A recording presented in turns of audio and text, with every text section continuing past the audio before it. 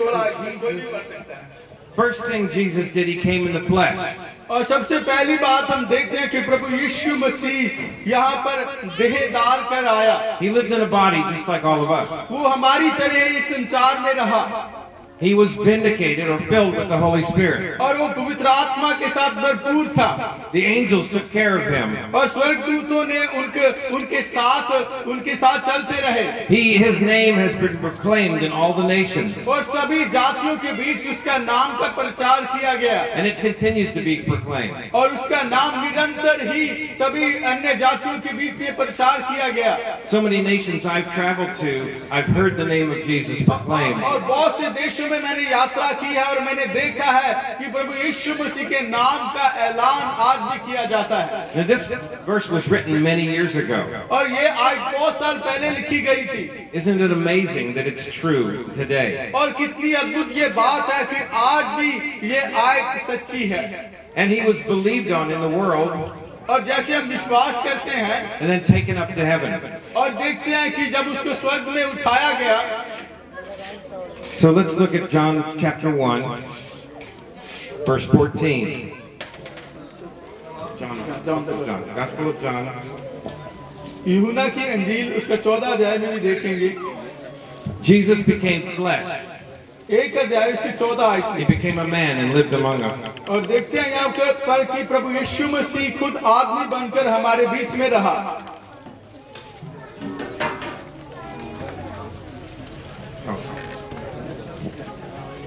और वचन देहधारी हुआ और अनुग्रह और सच्चाई से परिपूर्ण होकर हमारे बीच में डेरा किया और हमने उसकी ऐसी महिमा देखी जैसे पिता के अकलौते की महिमा।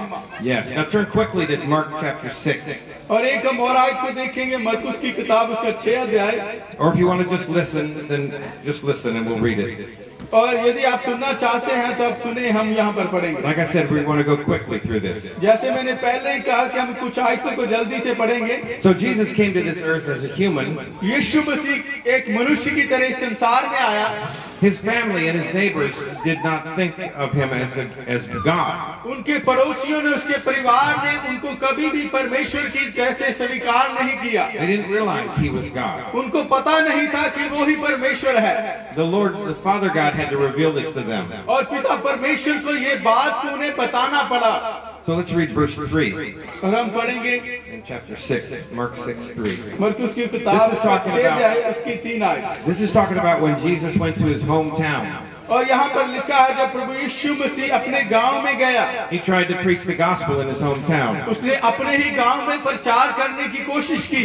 And in verse 3, the people said this और about him. तीसरी आयत में लोगों ने ये कहना शुरू कर दिया,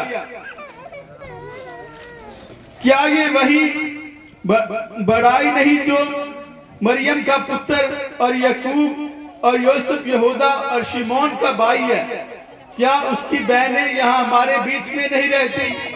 इसलिए उन्होंने उसके विषय में ठोकर खाई।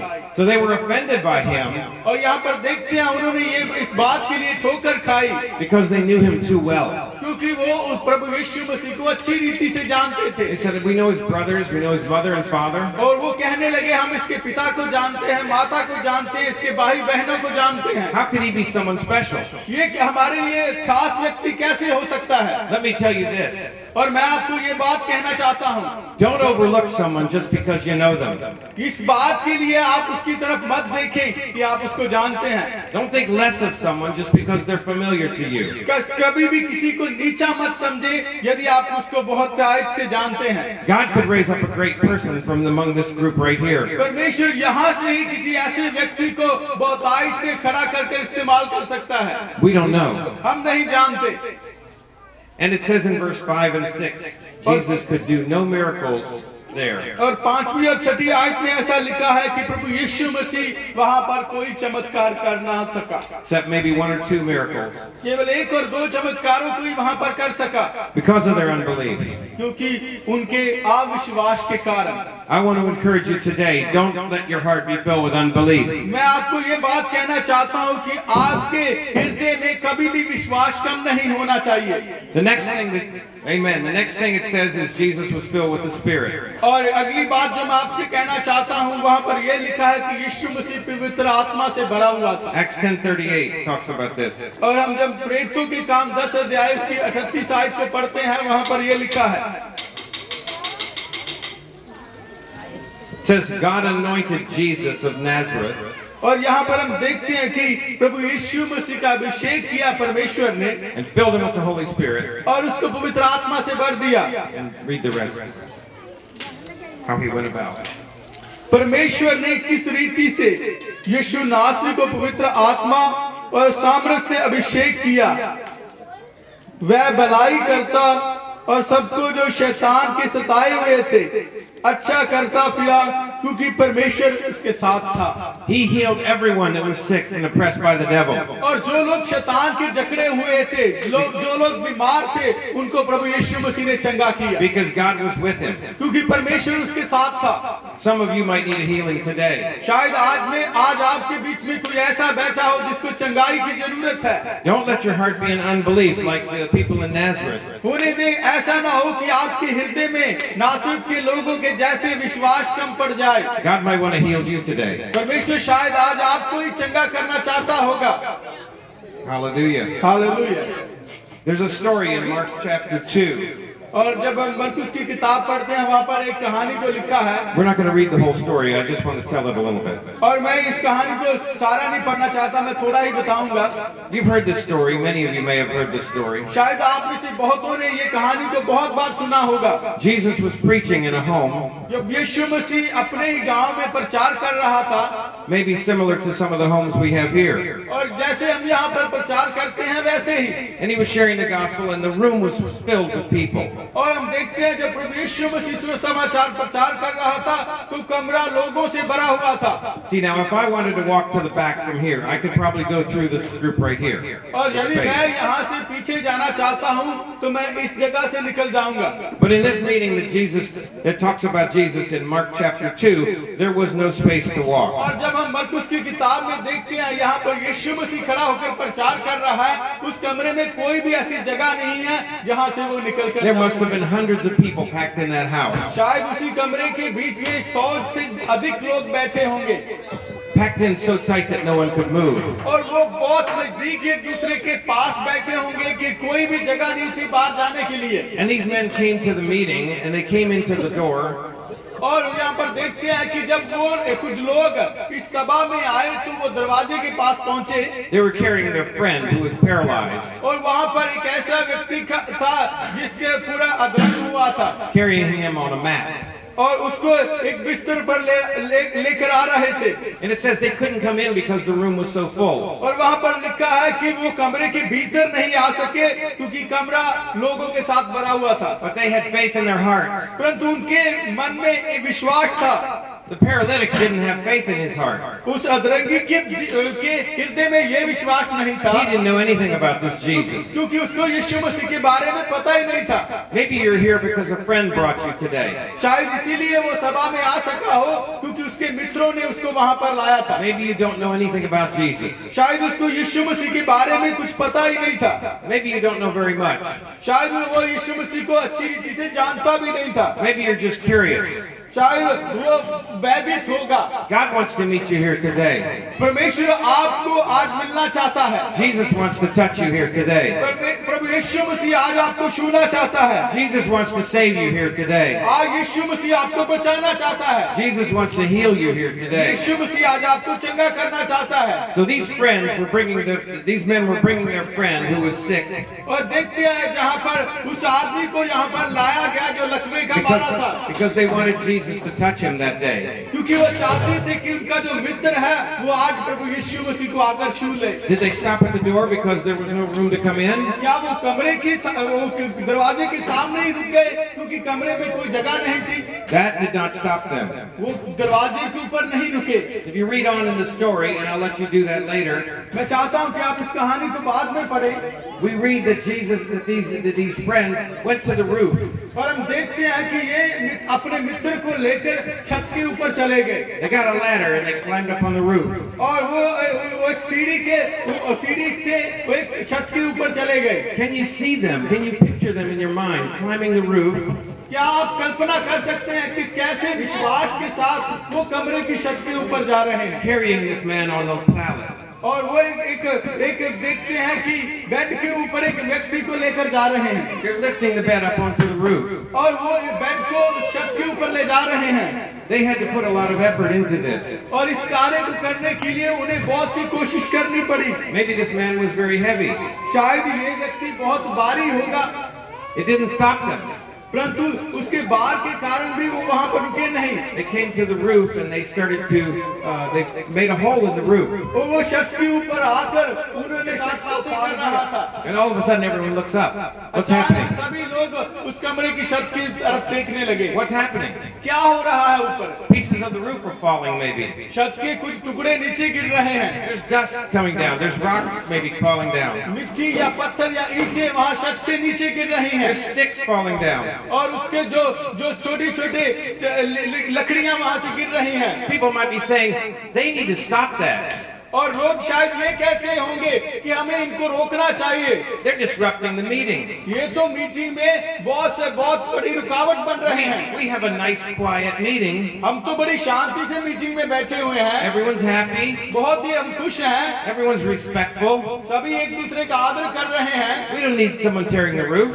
हमें वो नहीं चाहिए जो छत को फाड़ रहे हैं। Do you realize the friends that brought this man didn't care about what other people thought? क्या आप जानते हैं जिन मित्रों ने अपने मित्र को जो लकवे का मारा था वो जब मीटिंग में लेकर आए तो उनको दूसरे व्यक्तियों की कोई परवाह नहीं थी। Maybe the house owner was very angry. शायद जो घर का मालिक था वो उनसे बहुत गुस्से हुआ होगा। He says, "You're destroying my roof. उसने कहा होगा कि आप मेरे कमरे को नाश कर रहे हैं। You're going to pay me lots of money to fix this roof." इस कमरे की छत को बनाने के लिए आपको दोबारा मुझे कीमत चुकानी पड़ेगी। The friend said, "I don't care. परंतु मित्रों ने कहा हमें किसी बात की परवाह नहीं है। We don't care how much it costs. चाहे कितना भी कीमत हमें क्यों ना चुकाना पड़े। It could cost us thousands of rupees. शायद मेरे हजारों रुपए क्यों ना लग जाएं।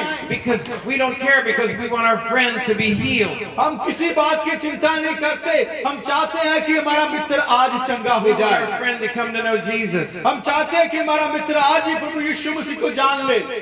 If we could just get this friend into the presence of Jesus, हम जानते हैं कि यदि हम अपने मित्र को प्रभु यीशु मसीह के पास ले गए his life could be changed. उसका जीवन रूपांतरित हो जाएगा। Maybe you're here because a friend brought you. शायद आप इसलिए यहाँ पर है कि आपका मित्र आपको यहाँ पर लेकर आया होगा। This friend might be thinking, ये मित्र ऐसा सोच रहा होगा। this friend might be thinking, if only I could bring him into the presence of Jesus. जो मित्र उसको लाया है वो सोच रहा होगा यदि मैं अपने मित्र को प्रभु यीशु मसीह के पास आज लेकर जाऊंगा। If only this person could hear the gospel. यदि वे ये सुसमाचार कोई सुन ले। If only this person could believe on the Lord Jesus. यदि ये अपने विश्वास को प्रभु यीशु मसीह में ला पाए, their life could be transformed. उसका जीवन रूपांतरित हो जाएगा। Their problems could be fixed. उसकी समस्याएं खत्म हो जाएंगी। Their sickness could be gone. उसकी बीमारी चली जाएगी। Their marriage could be blessed. उनकी विवाहित जीवन में आशीष आएगी। Their job could be blessed. उसके काम में आशीष हो जाएगी। Their children could be blessed. उसके बच्चे आशीष को पालेंगे। These men didn't care what the people thought. इन लोगों ने लोगों की परवाह नहीं की। They didn't care how much it cost them. उन्होंने इस बात की भी परवाह नहीं की कि इस छत को फाड़ने के लिए उनको बाद में कितनी कीमत चुकानी पड़ेगी। They said, "We want to see Jesus. वो यही सोच रहे थे कि हम आज प्रभु यीशु मसीह को देखना We want चाहते to touch him." हैं। हम आज उसे छूना चाहते हैं। Hallelujah. Hallelujah. Why do we want to see Jesus? क्यों हम यीशु मसीह को देखना चाहते हैं? What does Jesus have for us that we want? यीशु मसीह ने हमारे लिए क्या रखा है जो हमें चाहिए? Jesus himself told us this. यीशु मसीह ने खुद इस बात को बताया। In John 10:10. यूहन्ना की अंजील उसके 3:10 अध्याय उसकी 10 आयत में। First he talks about the thief. सबसे पहले उसने चोर के बारे में बोला। And then he talks about himself. फिर उसने अपने खुद के बारे में बताया। Some of you have had a thief in your life. शायद आपके जीवन में एक चोर बैठा होगा। This thief has come into your life. शायद ये चोर आपके जीवन में आया होगा। He's stolen your happiness. उसने आपकी सभी खुशी को चुरा लिया होगा। He's stolen your peace. उसने आपकी सारी शांति को चुरा लिया He's होगा। stolen your health. शायद उसने आपके शरीर को चुरा लिया होगा। He's stolen your money. शायद उसने आपके पैसे को खत्म कर दिया होगा। He's stolen other things from you. शायद और आपके जीवन की छोटी छोटी चीजों को इसने चुरा लिया होगा। But Jesus comes to give it back.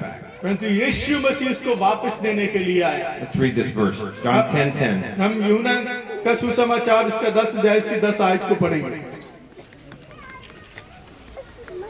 चोर किसी और काम के लिए नहीं, परंतु केवल चोरी करने और घात करने और नष्ट करने के लिए आता है। मैं इसलिए आया कि वह जीवन पाए और बहुतायत से पाए। Yes, he comes to give us life, वो हमें जीवन देने के लिए आया, abundant life. बहुतायत का जीवन। The thief comes to steal. चोर तो चोरी करने के लिए आता है, Jesus comes to give. यीशु मसीह देने के लिए आया। This thief comes to kill. चोर तो मारने के लिए आता है, Jesus comes to give life. यीशु मसीह जीवन देने के लिए आया। The thief comes to destroy your life. चोर आपके जीवन को बर्बाद करने के लिए आता है, Jesus comes to build your life. यीशु मसीह आपके जीवन को बनाने के लिए आया। Hallelujah. Hallelujah. In closing, I want to turn to John chapter 1. खत्म करने से पहले मैं चाहता हूँ यूहन्ना की इंजील उसका 1 अध्याय को देखें। Because you have a choice to make today. आज आपको चुनाव करना है। We're not guaranteed tomorrow. हम कल की आपको कोई भी गारंटी नहीं देते हैं। Our life is today. आज का जीवन है हमारे पास, We're alive today. और हमारा आज का जीवन Today we may not be. शायद हम आज ही खत्म हो जाएं। We don't know what would happen. हमें नहीं पता कि बाद में क्या होगा। We don't know how much longer we have on this earth. हमें ये भी नहीं पता कि हम कितनी देर तक इस धरती पर जिएंगे। You can choose today आज ही आप चुनाव कर सकते हो to follow Jesus. प्रभु यीशु मसीह के पीछे चलने का। Today is the only day you may have. आज का ही दिन आपके पास है। If you want to wait till tomorrow, यदि आप कल का इंतजार करेंगे, tomorrow may never come. शायद कल कभी भी नहीं आएगा। So I encourage you, seek Him today. मैं उत्साहित करता हूँ कि आज ही आप परमेश्वर को खोजें। So John chapter 1, यूहन्ना का सुसमाचार उसका 1 अध्याय 9 to 12, उसका 9 से लेकर 12 तक। and we'll finish with this. सच्ची ज्योति जो हर एक मनुष्य को प्रकाशित करती है, जगत में आने वाली थी। वह जगत में था और जगत उसके द्वारा उत्पन्न हुआ और जगत ने उसे नहीं पहचाना। वह अपने घर आया और उसके अपनों ने उसे ग्रहण नहीं किया, परंतु जितनों ने उसे ग्रहण किया उसने उन्हें परमेश्वर की संतान होने का अधिकार दिया, अर्थात उन्हें जो उसके नाम पर विश्वास रखते हैं। If you receive Him today, यदि आप उसको आज ही ग्रहण करते हैं, He will give you the right, वो आपको अधिकार देगा, वो आपको अधिकार देगा to become His child, उसकी संतान बनने का। become a child of God. प्रभु यीशु मसीह का बेटा या बेटी बनने का वो आज ही आपको अधिकार देगा। That's the only way to become a child of God. और यही एक रास्ता है जिसके द्वारा हम परमेश्वर की संतान बन सकते हैं। That's the only certain way to become a child of God. और एक ही निश्चित तरीके से हम प्रभु यीशु मसीह के बेटे या बेटी बन सकते हैं। He says, if you receive me, वो कहता है यदि आप मुझे ग्रहण करेंगे, I will give you this privilege. मैं आपको ये मौका दूंगा। So I encourage you today, मैं आज आपको उत्साहित करता हूँ, before tomorrow comes, इससे पहले कि कल आए, before tonight comes, इससे पहले कि रात आए, receive Him उसे ग्रहण कीजिए। and let Him transform your life. उन्हें देखी वो आपके जीवन को बदल दे। Let Him give back to you उन्हें देखी वो सभी बातें जो आपसे चुरा ली गई हैं उसे वापस आपको दे। everything the thief has stolen. जो चोर ने सभी चीजों को चुरा लिया है वो आपको वापस देगा। Let Him replace everything that you've lost. उन्हें दे वो सभी बातें जो आपने खोल गई है आपसे, उन सभी को वो वापस कर देगा। All the hope that's gone, let Him give it back. जो आशा आपके खत्म हो गई है उसको वो वापस देगा। All the joy that's gone, let him give it back. जो खुशी आपसे दूर चली गई है वो उसको वापस देगा। If you think you don't have a future, let him give you a future. यदि आप ऐसा सोचते हैं कि मुझे अच्छा भविष्य नहीं मिलेगा, वो आज आपको अच्छा भविष्य देगा। If you think you don't have a purpose, let him give you a purpose. यदि आप ऐसा सोचते हैं कि मेरे जीवन का कोई उद्देश्य नहीं है, तो वो आज आपको उद्देश्य देगा। Living for Jesus यीशु मसीह के लिए जीवित रहना is the most wonderful thing in the world. इस संसार में सभी बातों से उत्तम है। So I invite you to come and receive him. मैं चाहता हूं कि आप उसके पास आएं और उसको ग्रहण करें। Now we're going to hear from Pastor Red. अभी हम प्रभु के दास पास्टर रजी से परमेश्वर के वचन को सुनेंगे। Thank you so much. Thank you so much.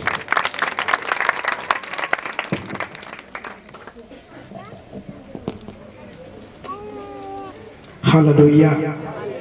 सारे खड़े हो जाए, थोड़े आगे आगे बैठिए। इस तरह